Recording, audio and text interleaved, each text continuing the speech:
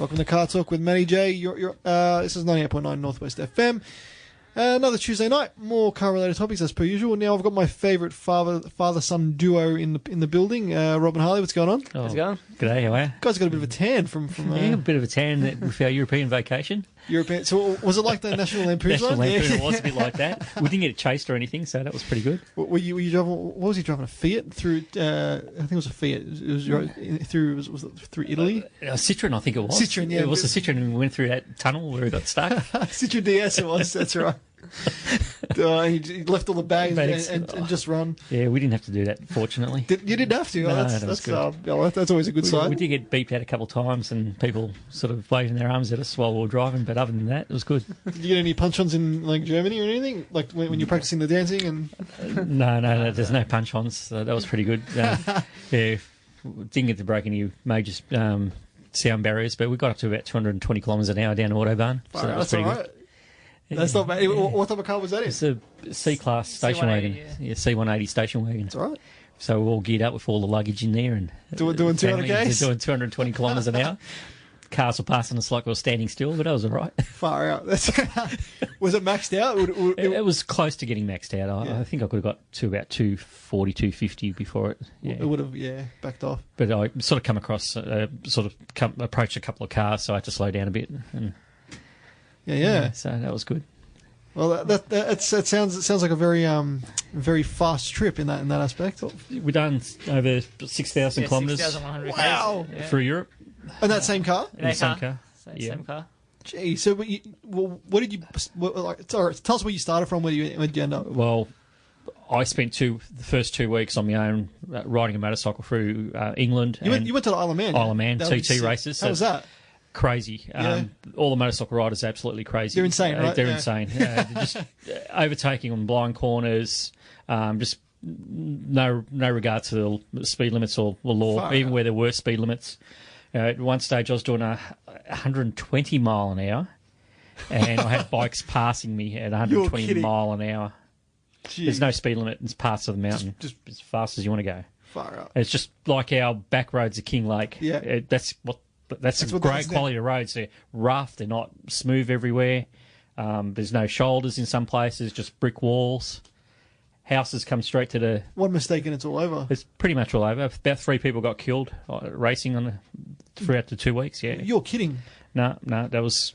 Racers who got killed. I don't know how many others got injured, but I wouldn't be surprised if a couple of... just a normal public got injured or killed. I saw one guy run off into a wall in front of me. Did you stop or? No. You'll be right. He actually collected a flag marshal because it was just before the race.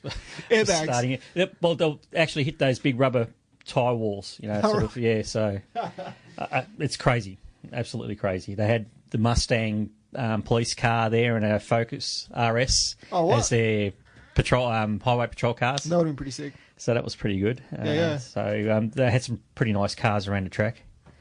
So after the Isle of Man TT, I actually hopped back on a ferry with my bike and rode from Liverpool all the way back to London and caught up with the family.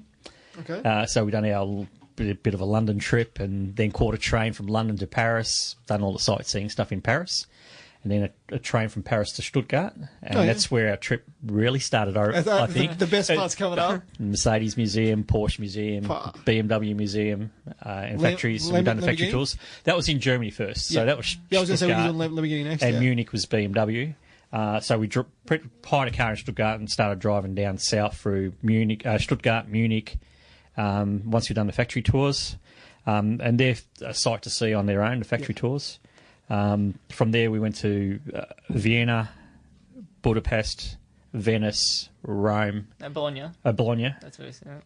Yeah, sorry. So we stayed in Bologna for a while. That's where we went to Lamborghini, Ferrari, Ducati. What would a Ducati one be like? That'd be pretty interesting. The factory tour is pretty good. Most of the parts are built off site and then delivered and then assembled. Yeah. They only make the actual crankshafts and conrods and stuff like that on site. Okay. And everything else is made off site. So it's good to see and how they make the bikes. And we saw the special edition carbon Panigales. Yeah, some type of The Super Lagueras or whatever they call them. So that's next on your shopping list? Oh, yeah, if I can afford $100,000, so it'd be fantastic to buy. I think it was like about 150. Wow, for a For a bike. Ducati, for a bike. That's yeah. insane. Yeah. So from there down to Rome and sort of sites of Rome, the Colosseum and whatnot. We actually drove. It's still not as good as the Lamborghini. No, it wasn't. But the Colosseum and all the other parts of Rome are fantastic. But we actually drove about 2 kilometres out of Rome, parked a car, and then caught the bus and train rather than trying to drive through the guts of Rome. It's just chaos. It's chaos, congestion tax, and everything else. So we just stayed outside of Rome. And after a couple of days, we headed off back up towards Pisa, sort of leading tower of Pisa, of course, in Pisa, as you do, and standard. And then from there, we just followed the coast down through Monaco, Cannes, what were the others? Nice. Basically Montpellier in France, and then down to Barcelona. Okay. And all this. It was quite interesting to see the way people drive too. Most of the speed limits are 130 kilometres an hour on their motorways. Yep. And there's tolls, and you've got to understand what sort of tollways you're going through. So in Austria, you've got to pay your head and pay for a toll pass. Okay. In Hungary, you have to pay for a toll pass, in Slovenia. But when you get to Italy and France, you pay as you go. Oh, so it's like they got toll booths? You've got toll booths. So like the old Westgate Bridge, you used to have to throw money in, yeah. Or pay with your credit card. You have to actually pay to go down the toll. So you're flying at 130 kilometres an hour, and all of a sudden you get to this, you've got to stop, and there'll be about 10 or 15 gates. Wow. There's e-tag gates, credit card gates, and then there's for buses and motorbikes and other things. But basically, you put your money in, and you can pay anything between, €3 to 20 odd euro per, depending upon what section you do. We hop on and off. Yeah, so where you exit out of the tollway. But we paid, I would say, a couple of $100 in tolls just going from Italy all the way up to Paris. Wow. So we've done one big loop from Paris by train to Stuttgart, all the way down to Italy, along the coast, big circle, and then back up to Paris. That's where we dropped the car off. Okay. So, geez, and that was 6,000 Ks. 6,000 Ks. There you go. But it's pretty good because you don't have to stop at borders these days, so it's straight through. And a 5-hour drive is nothing, really. In modern cars, anyway, it's really easy to do. And the Mercedes was good on petrol, so even though petrol's $1.30 to €1.50 a litre. Wow, expensive. Yeah. So, but it still wasn't all that bad. The Mercedes was pretty economical, even when you're sitting 130, 140, 150, and you have cars just passing you even at sitting on 140. You just have to move aside, and they get pretty aggressive. And unlike in Australia, over here, everyone sits in the in the right lane. Over there, no one sits in their left lane because everything's opposite. And everyone's courteous to let you go. There's no whinging or you do a mistake. No middle fingers. It's not too bad. In France, they're a bit more aggressive, I thought. But through all the other countries, it wasn't too bad. Okay. Yeah. Well, look, we'll continue this right. We're going to get to a quick first break of the night. We're going to get to a song by Linkin Park. The lead singer Chester passed away, so I thought I'd play a song for that. So this is Linkin Park with Faint. That was Linkin Park with Faint. You're back on CarTorque with Matty J. Still in the studio with Harley and Rob, the dynamic father-son duo. Now, during the break, we're talking about the fines there. So in Australia, it's pretty expensive. Even if you piss all over. And you cop demerit points, and you cop big, $300, $400 fines for just a minute amount over. In Europe, you guys are telling me during the break, the fines are different.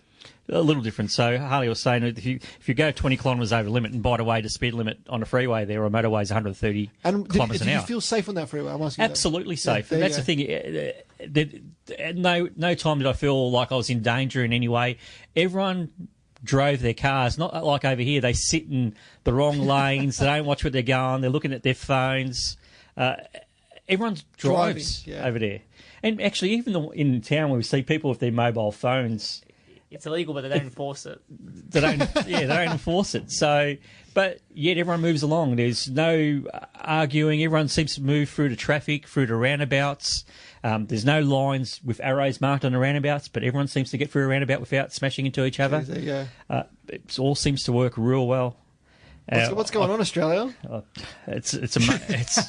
And yeah, so it's basically 20 kilometres is only a €40 fine over the limit, so you're doing 150. And there's like no demerit points. No demerit points from what we've been told and what we can see on the internet when we were looking. When you look at the driving rules, they got like in Austria, they got like 3 points you can get, and that's only for like not wearing a seatbelt or the more safety issues. So you can only like occur those points. And if you get 3 points for not wearing a seatbelt, you get caught 3 times, then you like maybe get 1 month suspension or a high fine. But besides from that, so wait, you also went to the States, yeah? So then you've been a few times. Mm. Do they have like a demerit point system, or because I'm not sure about the States. I mean, I watch on YouTube like super speeders Rob and all those people. They fly like they do challenges to get tickets to see who'd be the first to get a ticket. Well, and it's like nothing.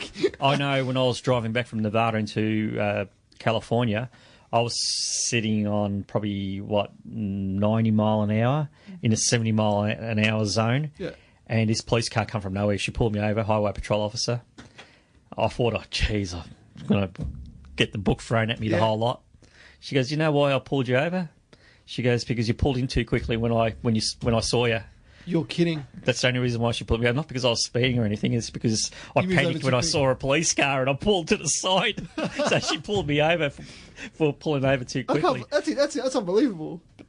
And yet, I was going over the speed limit by 20 mile an hour. And she was like, see you later. Yeah.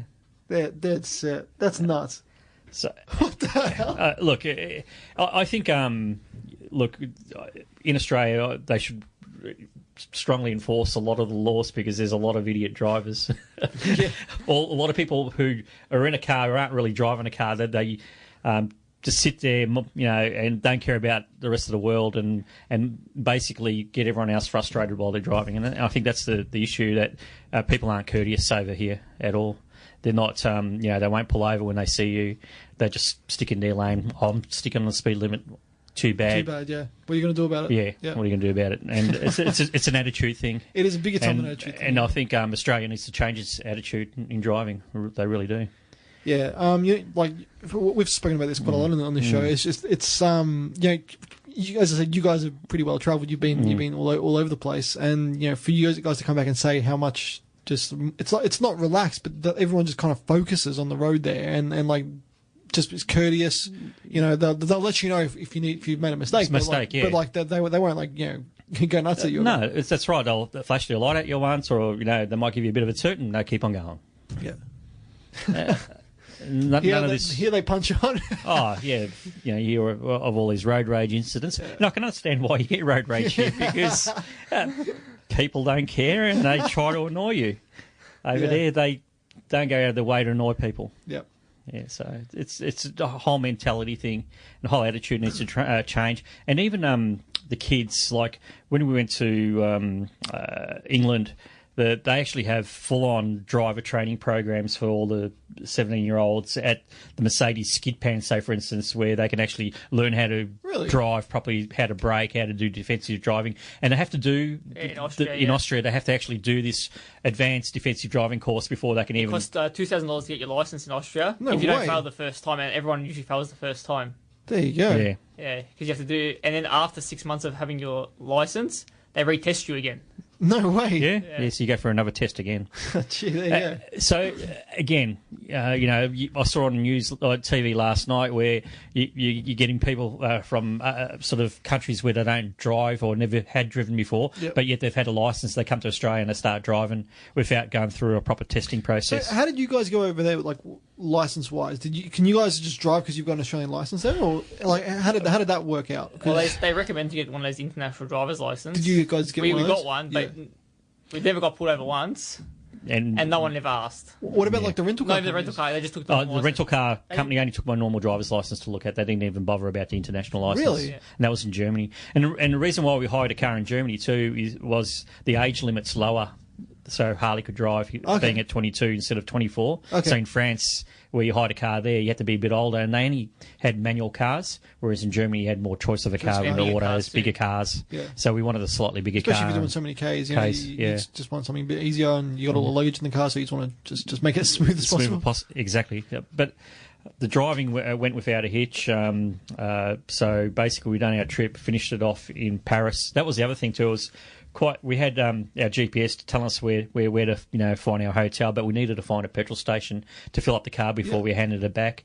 And we thought, well, we hit the petrol station pump sort of symbol on the GPS unit. Yeah. Go to one. It's electric charge point. Right throughout the GPS, you see all these thousands, but they're really actually charge points for electric cars in Paris. Like Teslas and that? Everywhere. For Teslas, the G... They'll mainly those Renault Twizzys. Yeah. Those little ones, and a lot of little cars and scooters. There's scooter riders everywhere, motorbike riders right throughout Italy and Paris. It's just everywhere, But we finally found a petrol station, and I think it was $1.60... €80 Far out. To fill up the car, but you're in Paris. I'm not going to drive out of Paris to drop the car off. They would have charged me €3 per litre. Really? Yeah, the car rental car company if they had to fill it up. So $1.80 wasn't too bad. Too bad, yeah. So, so what did you guys have? A C180? It's C180. It's a current C class. Okay. They don't sell them here. But it was amazing that even the fit and finish of the C class over there, even though it was spec down to an Australian basic C class, so you didn't have the electric seats on the doors, but the stitching and the heated seats were all standard. It was good, like on a standard model. So it's a little bit. They have less, but they have more. I mean, you can compare it to your C class. That's right. It's the same car as mine. But was it a wagon or was it a wagon? Yeah. Okay. But here the model range starts at C200. Yep. Over there it starts at 180. But they're the features. That was that would be the 1.8 turbo, right? Or 1.8? I think they're all the same engines throughout. They're just different outputs. Oh, really? Okay. From up to the 300, it's still the same engine as the 200. It's just 180 kilowatts instead of 135. Even though 250 is the same 160. They're all the same outputs. I didn't know that. Yeah. It's a bit strange. What was I going to say about the 180? Wasn't a bad car. But that C class was also built in Germany. Yeah, in Bremen. Okay. Whereas our C class is built in South Africa. And it comes with a 9-speed gearbox. And it's got a 9-speed gearbox, where ours ones still have. That's why the new C class coupes and convertibles in Australia, they're built over in Germany. All the sedans for Australia are all sourced from South Africa with a 7-speed gearbox. Okay, and all the German ones get 10. 9 speed. Okay, cool. Yeah. Oh, I didn't know that. Like I knew that. I knew they were. I knew they got some cars from there, but I didn't realize it was the C class there. So yeah.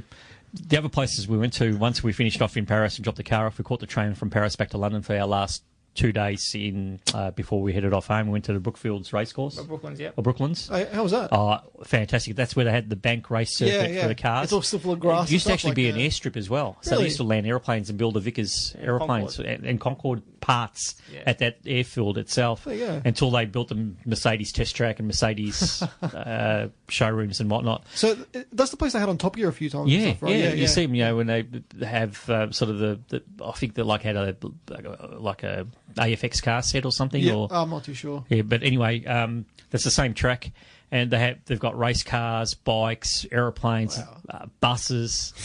A fantastic place to see if you ever get a chance. Yeah. Real good.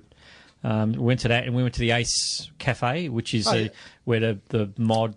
The rockers and the bikers and scooters. That's right. Where they used to have the big brawls and all that back in the 50s and 60s. Punch on. Now it's just a quiet sort of old cafe. Yeah. You can have your lunch there next to all the motorbikes and whatnot. So that was pretty good to see. So, favourite part of the trip, like, would it be going like crazy speeds through the Isle of Man, or would the Isle of Man was fantastic riding a bike and just riding a bike down south of England down to Stonehenge and through the back roads of England. Brilliant. So you rented a bike? Or hired a bike, And that was fantastic too. The guy from the motorcycle hire place dropped the bike off at the airport for me. Really? He actually waited for me as I come out of the actual customs area. No way. Carried my bags for me.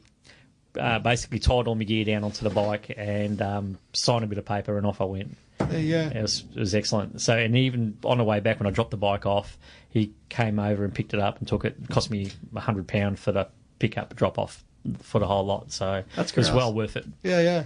Yeah, so that was great. And fantastic. Caught up with bikers around the world, bikers from New Zealand, from France, from Ireland. Australia? Anyone from here? There's a lot of Australians we've sort of come across and spoke to Australians, but sort of kept in touch with a couple of Kiwi guys who actually sent their motorbikes from New Zealand To Australia? to England. Oh, to England. Okay, yeah. And then they rode around basically Ireland, Scotland, and Isle of Man as well. That's crazy. And then they'll send their bikes back. Yeah. Yeah, so their bikes are probably still on the way back now. And caught up with this old Irishman. He's in his 60s, and he bought his it's a Honda sort of adventure bike, a cross runner, I think it's called. And he actually bought it in Australia and rode around Australia and sent it back to Ireland, and now he's been riding around Ireland and England. There you go. Yeah, so it's some you meet some interesting people. You sure do. Yeah, it's fantastic. It's that's really so good. Did you guys go to Goodwood as well, or no? It was on. It was the festival was yeah. on, and we just time? Yeah. We came in the last day of it or something. We did. We sort of just missed it, and we sort of didn't time it too well. But there's so many things to see and do. You never have enough time. Yeah. And we worked out 7 countries basically in the 4 weeks, if not more. So it's amazing seeing Europe, and the weather's fantastic, especially this time of year. And so we only had probably maybe 3 days of cool weather and rain out of the 4 weeks. The rest was in the 30s. There you go. So that was great. That's why I can see the tan. Yeah. And again, we're comparing prices of cars too while over there, and our mid-range cars are actually, and sort of the bottom-end cars are actually cheaper than what they are in Europe or even in England. Yeah. So our AMG Mercedes would be equally priced, like the lower, the C classes. The high-end ones are a bit more. Are very expensive. They're double. Wow. But how does that work? I don't understand like that. But the lower end ones, like an A45, for example, would that be the same price? Cheaper here. A45 would be cheaper here, but a C63 would be the same price. Yep. But then you go to like an S or like an S63, then you look at $200,000 difference. Far out. Yeah, so the prices are overinflated in Australia for the top end cars. Top end cars. Yeah. I guess will that be covering for like the luxury car tax? Must be the 30%. Could be a part of that, but luxury joke. car tax wouldn't be that much. Or you wouldn't say it cost you an extra, $150,000 for a price of a car. Yeah, surely not. Like that's like I remember seeing prices for the just for some Jags, and it was like over in the UK, like a top spec one's like £90,000, like that, for an what was it XFR or whatever it was. Here it's like close to $300,000. I'm like, what the hell? Yeah, I don't know. It might have changed a bit. I know the Range Rovers were expensive. We're looking cheaper here. Really? Range Rover Sport. Mm. So for a Sport, what about for a Vogue? Because maybe the big ones are cheaper, but the Sports and the little ones, the Evokes and stuff, cheaper here. Really? Mm. That's nuts. But I just can't get my head around that. That's crazy because a good friend of mine bought a brand new black on black Vogue, and it was it's a $250,000 car, and I'm just like, fine, that is a lot of money.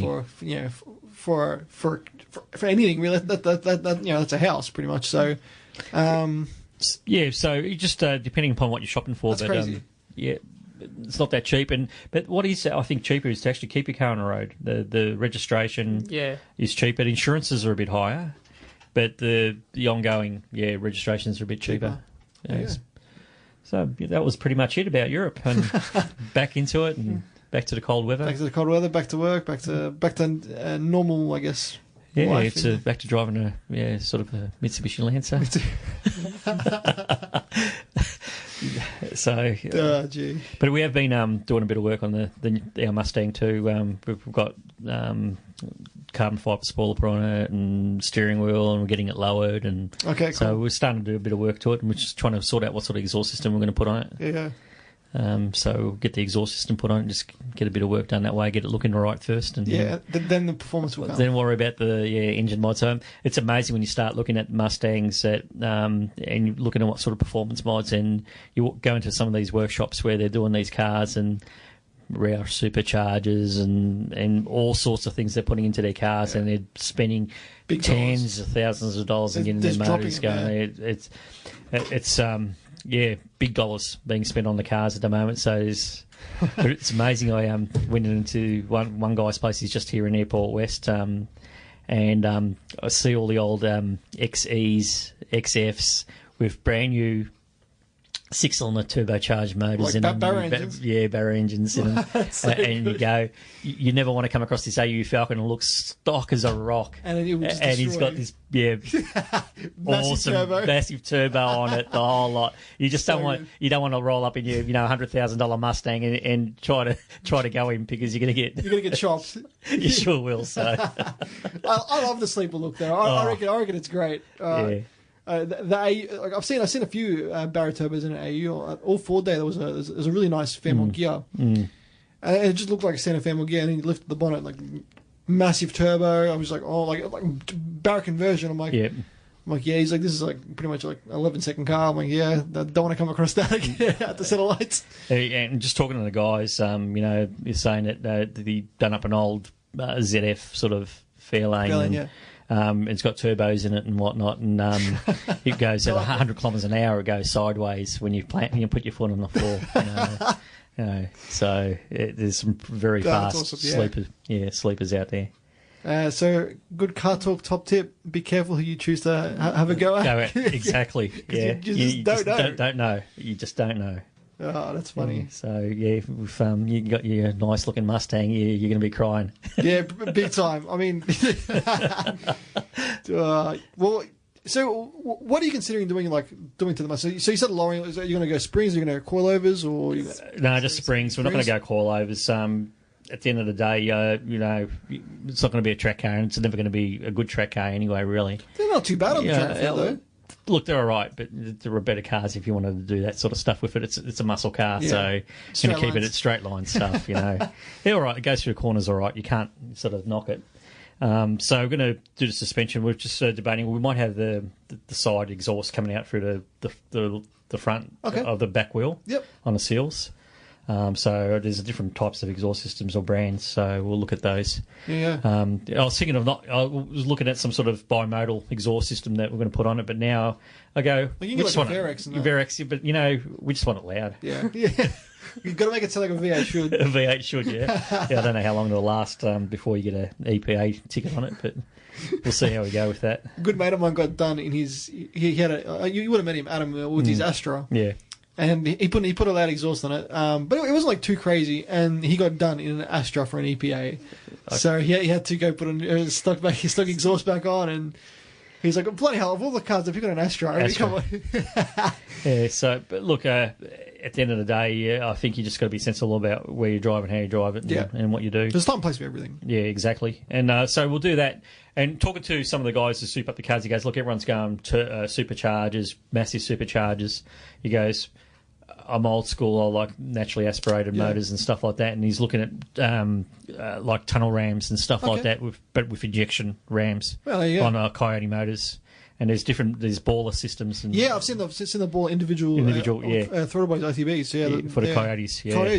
So I was watching with one of the guys from Roadkill. I don't know if you guys watch Roadkill. Yeah. And they had they had one on an engine dyno, and it made crazy power just with that. And it's naturally aspirated. And you got torque right from the start. Yeah. So he used to go, and apparently the motors rev real hard. It revs like $8,000. So they're a strong engine. So you're saying once you do that, you got to do your cams, and then you got to change your oil pump gears and everything else because oil pump gears blow up in them. Yep.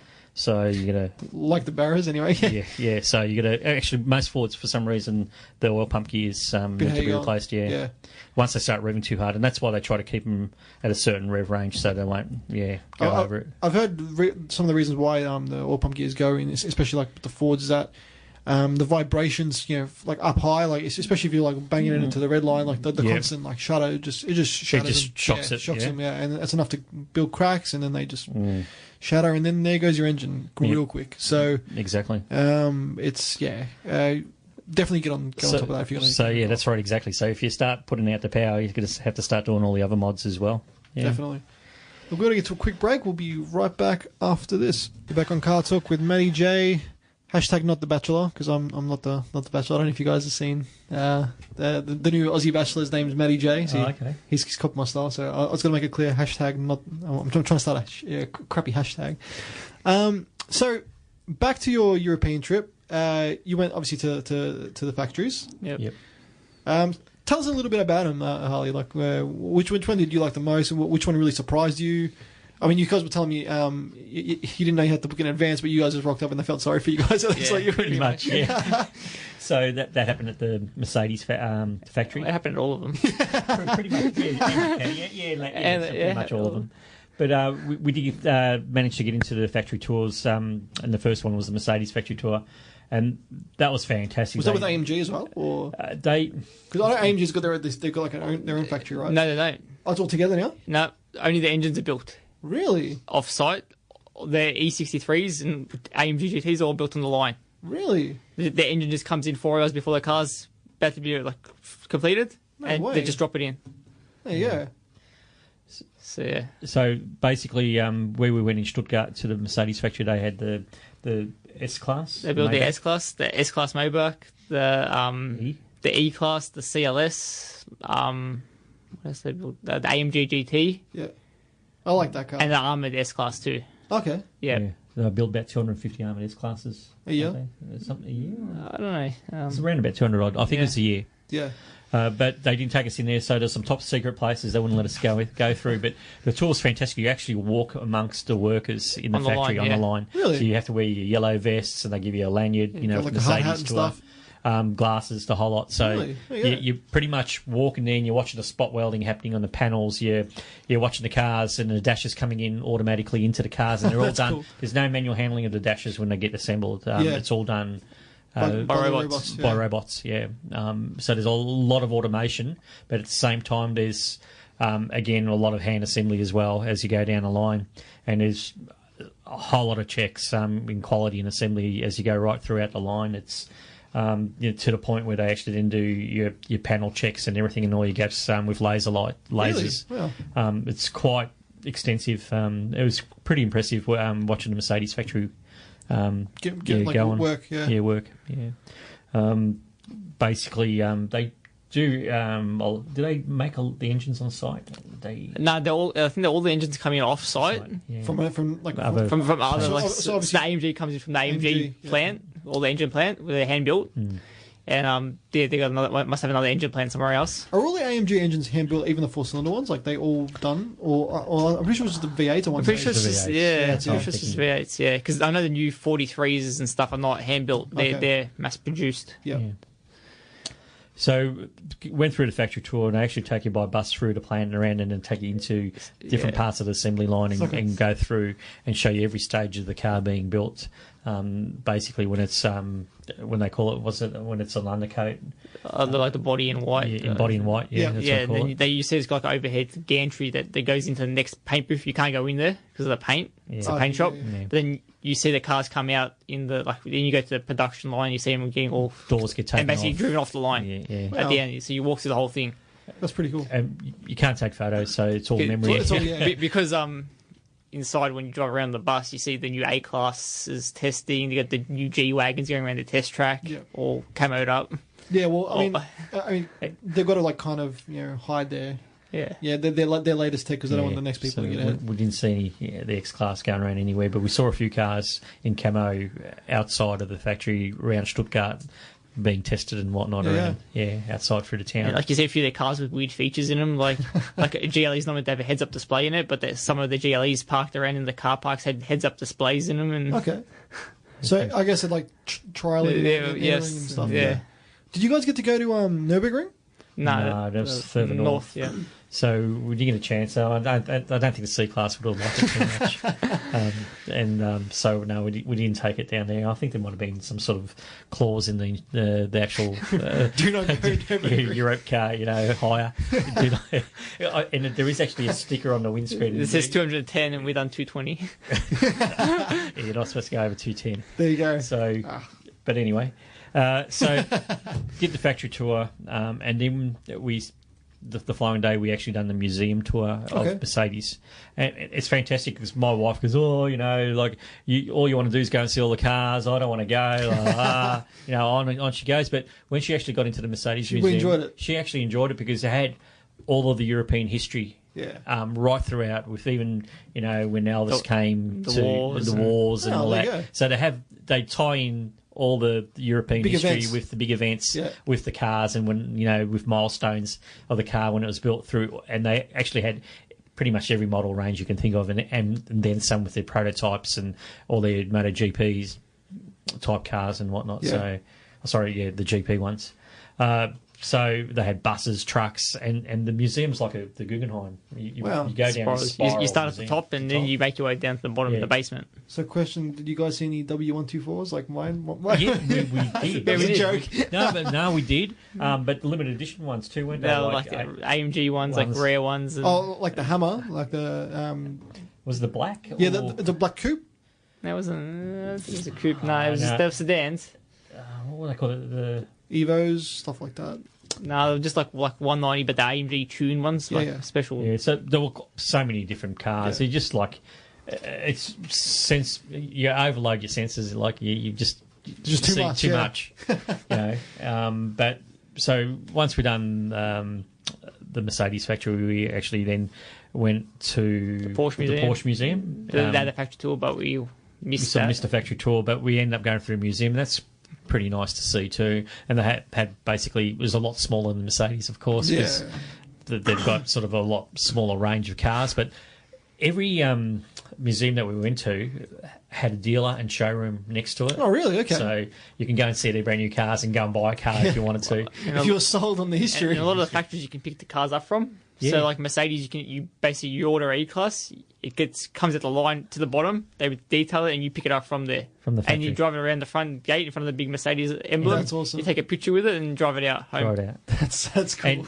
And same with Porsche, they do a similar thing. And BMW too. And no, I didn't see the BMW museum. I got stuck driving my car around Munich while my son was actually in the BMW museum.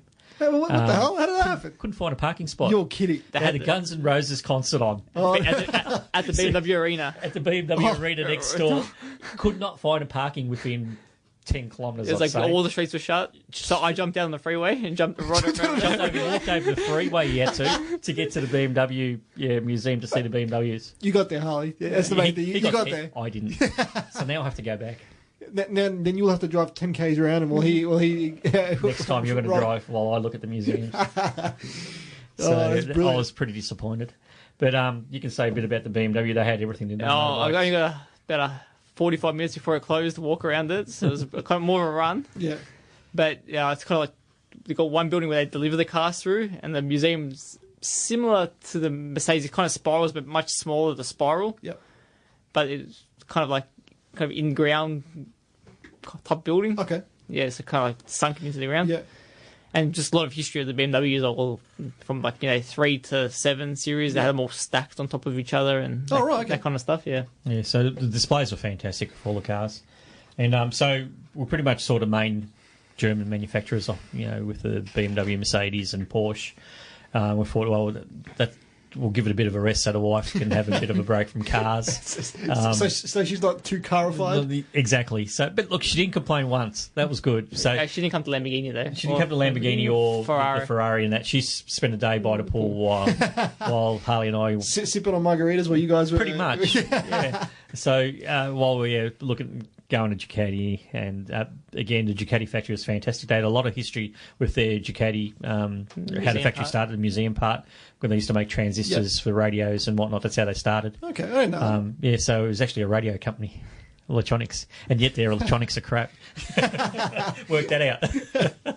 It's the Italian way of doing things. So it must be. But they had all the MotoGP bikes with Casey Stoner and all that, right through all the MotoGP winners and all the guys who rode Ducatis through the GPs. That's cool. And they had, again, every Ducati you can think of. It was fantastic. The Ducati and Lamborghini museums, because they're both owned by Audi, they're very similar in the way they work. Yeah. They're very like hands-on, but also everything is done outside. Okay. Because Lamborghini doesn't paint any of their cars in-house. They're all Really? painted out they're sent off for 3 weeks, 4 weeks. They come back to Lamborghini painted. What, does Lamborghini have their own paint shop, or do they send them to like a? It's outsourced. They don't have It's a all paint shop. outsourced. It's all outsourced. Really? But in saying that, they're about to bring out the new model. The Urus, the four-wheel Oh, drive. yeah, the four-wheel drive, yeah. So it's starting next year. She confirmed it's going to have a V8 engine, twin turbo, and she confirmed that they're building it from 2019 onwards. Okay. Let's start with 2019, so 2018. And they'll have their own in-house paint shop. Oh, yeah. So they're going to start painting cars in-house now. See, like I thought it's the Urus, isn't it? Yeah. I thought they were like they've already designed it and everything. Yeah, I've they're seen testing it. it. Yeah, Like, I've never seen it on the road, but I've seen what it looks So like. they've got one concept in the show, like in the museum there, and there's a few being testing on the Nürburgring at the moment, like in the last month or so. Just because, yeah. And Because SUVs need to be under there. Yeah. That's right. and they're going to be released, probably end of next year for 2019. Pretty cool. Look, we gotta wrap up very soon, so we'll get to the car quiz. You guys ready to team I up hate for the that? car quiz. The car quiz. It's my favourite time of the night, mate. The car quiz. Not really, to be honest. I just like busting your chops. All right, this is the CarTorque car quiz. Question 1: The Nugget Nationals are a race event that uses cars that utilise up to what engine size? 1.6. 1.5.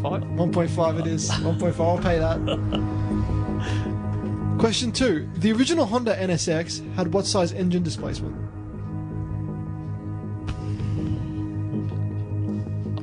Just 2 litre? I'll say 3. It's one of the two. I'm not 3 litre. 3 litre. It is a Alright. 3 litre. I know it's small. Question 3. The location of this engine was where?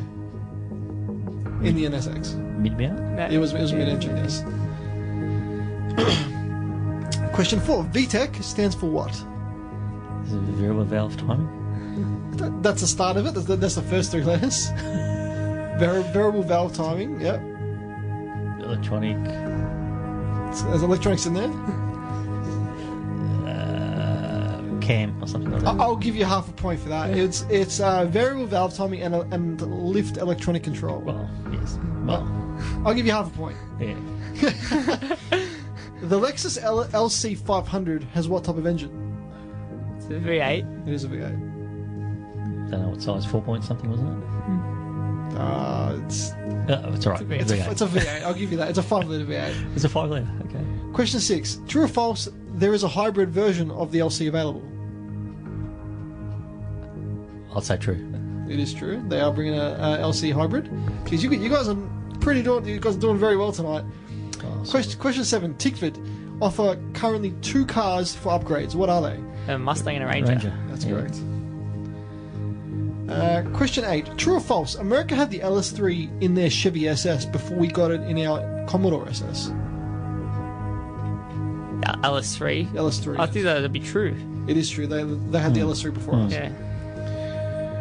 Question 9. Ford is claiming that 2018 Mustang can do what with its new drag strip mode? 4 second quarter miles. Zero, zero, Sorry, yeah. 0 to 104 seconds. In under 4 seconds. I'll pay that. It's real life. You could. Yeah. Question 10. The Mercedes X-Class is based on the what? The Navara. The Nissan Navara. That is 9.5.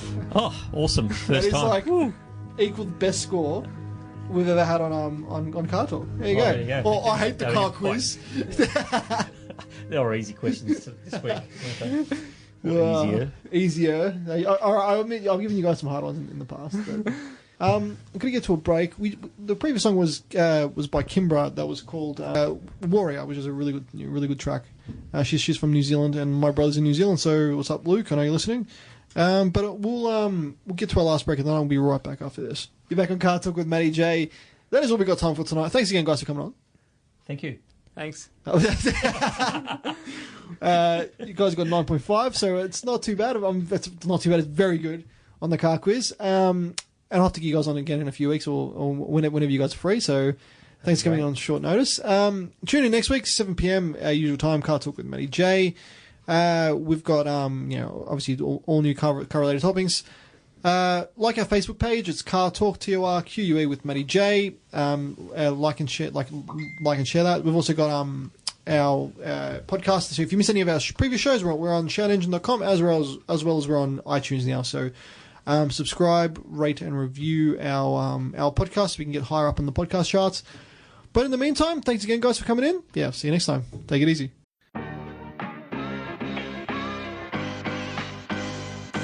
This is professional radio, gentlemen. And it's front-wheel drive. Scotty, have you got anyone you want to thank? Just myself. And now we do the after hours. Dun, dun, dun. Gentlemen, what would you go for? Tastiest end there. Okay, and because it's not a supercar. But it is. It's not. Automotive perfection comes in the form of two letters, A and U. Long live my LTD!